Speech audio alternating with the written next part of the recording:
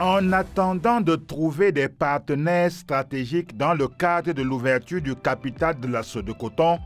aux investisseurs privés nationaux ou étrangers, l'État du Cameroun est désormais actionnaire majoritaire de l'entreprise en charge de la filière coton dans les régions de l'Adamawa, du Nord et de l'extrême Nord. De 59% des parts, le gouvernement vient de porter à 89% la prise de participation de l'État dans le capital de cette agro-industrie stratégique en rachetant les 30% des parts détenues par le partenaire français JO Coton pour un montant de 46 milliards de francs CFA. Sous les hautes directives du président de la République Paul Biya, le gouvernement a saisi ainsi l'opportunité de la décision de JO Coton de se retirer pour renforcer son contrôle de cette agro-industrie qui encadre plus de 200 000 producteurs de coton et garantit aux populations la fourniture des semences, des engrais, des produits phytosanitaires et des ressources pour la sécurité alimentaire.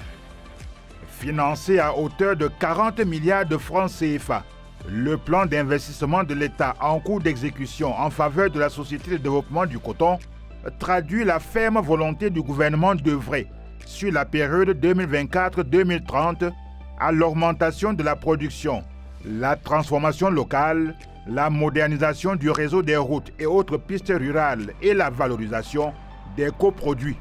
Comme aiment à le dire les observateurs, le septentrion camerounais perdrait l'un de ses plus grands leviers de développement social et économique si la Sodecoton arrivait à faillir.